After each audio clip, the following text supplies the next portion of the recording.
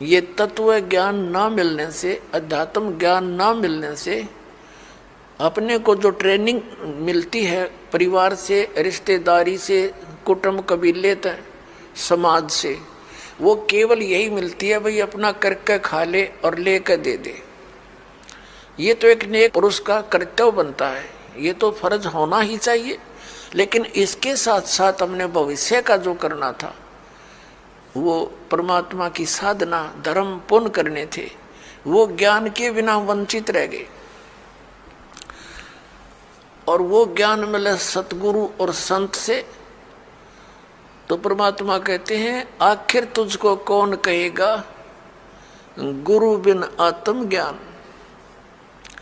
ठीक है, समाज संसार में रहने की विधि तो आपको समाज के लोग बता ही रहे हैं, लेकिन आत्म कल्याण का जो मार्ग है वो संत ही बताया करते हैं। और संतों तक आप पहुंच नहीं पाते क्योंकि आप उसी ऐसे समाज में ग्रप हो गए और उन्हीं विचारों से आप संतुष्ट हो गए कि इतना ही काम है। जब सत्संग में आवांगे पता चलेगा कि मनुष्य का और भी एक आवश्यक काम है जो हमने प्रारंभ नहीं किया। दास पहले गांव गांव में जाते थे, सत्संग करता था। एक गांव में दो भाई थे, एक ने उपदेश ले लिया था, एक उनके पिताजी थे, बहुत नेक आत्मा थे, लेकिन इस ज्ञान के अभाव से वो इन सत्संग आदि के नाम से बहुत खिंचते थे। हम वहाँ 3 दिन का पाठ करते थे जैसे यहाँ चलता है, और 3 दिन तक 2-2, 3-3 बार टाइम में सत्संग करते थे। घर वालों को समझाते थे क्योंकि नया भगवान, नया ही ज्ञान, कई दिन तक लगातार समझाने से कुछ बुद्धि में आता है ये। तो हम सत्संग कर रहे थे, उन घर वालों ने अपने सभी भाईचारे को कह दिया था कि हमारे घर में 3 दिन कोई भी हुक्का बीड़ी तम्बाकू का प्रयोग करने नहीं आवे, या घर में बीड़ी तम्बाकू लेकर भी नहीं आवे। तो क्या हुआ कि उनका बूढ़ा ऊपर चौबारे में, आंगन में, गर्मियों के दिन थे, ऊपर हुक्का भर कर बैठ गया दूसरे भाई अपने पुत्र के घर पे। हम सत्संग करते रहे। तो जब सत्संग समाप्त होने को हुआ, रात, पहले दिन सत्संग सुना दिन में, फिर रात ने सुना, तो अगले दिन वो रात्रि के समय सत्संग समापन हुआ, बूढ़ा नीचे आ गया। लगभग 70 वर्ष की आयु थी उसकी।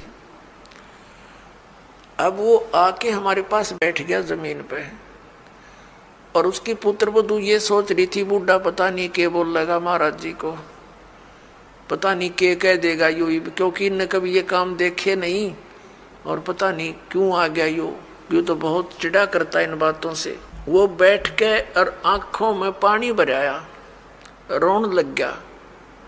मैंने पूछा क्या बात होगी बाबा, क्या बात है, क्यों रो रहे हो आप? न्यू बोला जी जो ज्ञान आपने सुनाया ये बात तो आज तक हमने कदे सुनने को ना मिली। हमने तो लक्ष्मी चंद की रागनी सुनी हैं, और कोई सांग सिनेमे देखे, और मैं तो इतना मेहनती आदमी था। इन पुत्रा के 2-4 किले आवे थे, मैंने इनके 12 किले बना दिए। 12 एकड़ जमीन, 8 एकड़ और मोल ली मेहनत कर करके। और ईब मेरा क्या होगा, मैं तो 70 साल की उम्र होगी मेरी। अब मैं क्या करूँगा, क्या बनेगी मेरे साथ में? मैंने तो इस ज्ञान से सारी रात नींद आनी बंद हो गई, और अब मेरा खाना पीना भी छूट गया। अब क्या बनेगा, मेरा क्या होगा? मेरी तो उम्र जाली।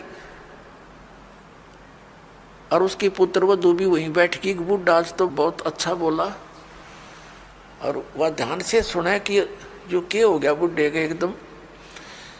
नो बोला जी क्या मेरा भी कुछ हो सकता है? मैंने कहा देखो विश्वास करो, विश्वास करो। अब जैसे कुएं होते थे पहले बहुत गहरे, और उनमें 100-150 फुट नीचा जल होता था, उसको निकालने के लिए एक लंबी नेजू हुआ करती रस्सी, बहुत मोटा, इतना मोटा रस्सा, और 150-200 फुट लंबा, और उसके बाल्टी बांध दी जाती थी। और वो बाल्टी से पानी निकालते थे तो 100 फुट दूर तो खींच के ले जाते थे 2-3 जने, और फिर बाल्टी से जल निकल आता था। तो मैंने कहा कि जैसे कुएं में बाल्टी जा रही हो और निज्जू हाथ से छूट गई रस्सी, और वो तो जा रही है और भाग दौड़ के और उसको पकड़ने की चेष्टा कर ली यार, वो हाथ में आ जा लास्ट की 6 इंच भी ठहगी, लास्ट की गिरते गिरते अगर 6 इंच भी बची हो और हाथ में पकड़ी जावे तो क्या हो, वह बाल्टी भी बाहर आ जा और पानी भी साथ आवे, जल भी भरा होगा और बाल्टी भी मिल गई, कुछ भी ना गया। अरनू का जान देव तो जाए ली, तो वो तो जा ही रही है, फिर तो पड़ गए कुएं में, हाथ से छूट गया मनुष्य जीवन। मनुष्य जीवन के अंतिम सांस में भी ये सत भक्ति आपको मिलेगी, आपको मनुष्य जीवन मिलेगा, ये गारंटीड बात है।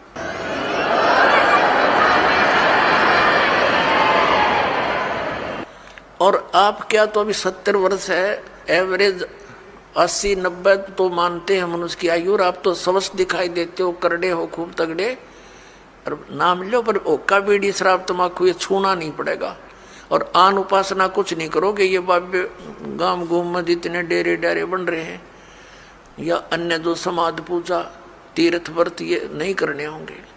ने बोला जी मैं तो कुछ नहीं करूं, मेरा पीछा छूटे क्यों करे, और कर करा लिया हमने, सारी उम्र डले डोलिए, मुझे दीक्षा दे दो।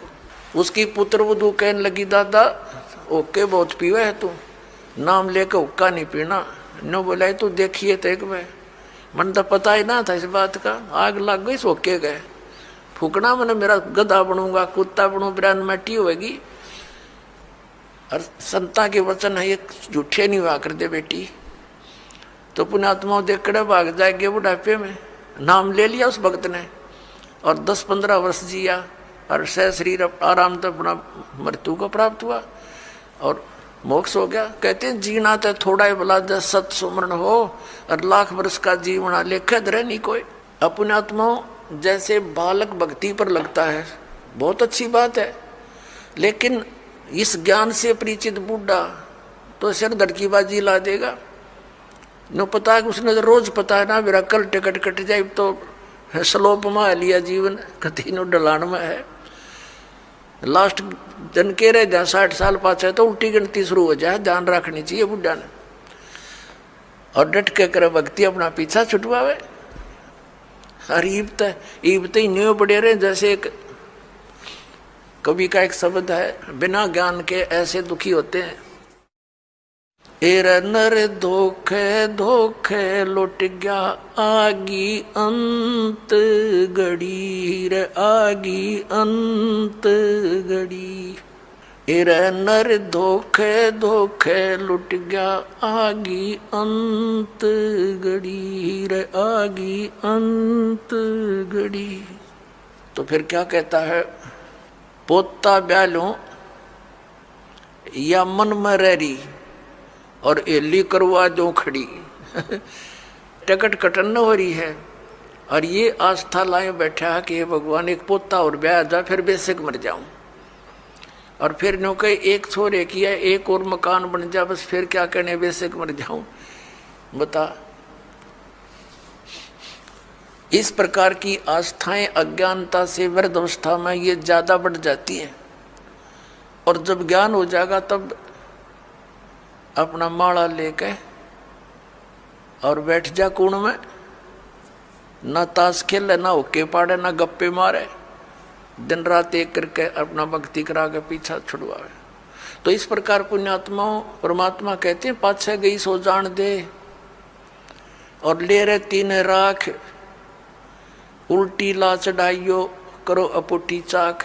अगम निगम को खोज ले बुद्धि विवेक विचार, उदय अस्त का राज मिले तो बिन नाम बेगार।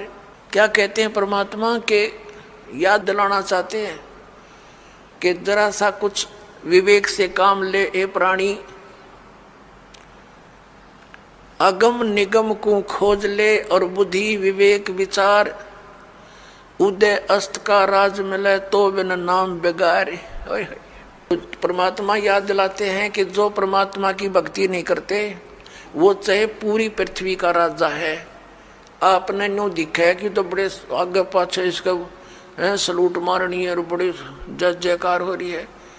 परमात्मा कहते हैं ये तो 3 व्हीलर वाला है, अपने पल्ले तो पैसे खर्च कर रहा है और खूब चहल पहल दिखाई देती है, अंत में इसकी वाह बिरन माटी होगी, याद रखेगा। अगम निगम को खोज ले बुद्धि विवेक विचार, उदय अस्त का राज मिले तो बिन नाम बेगारे।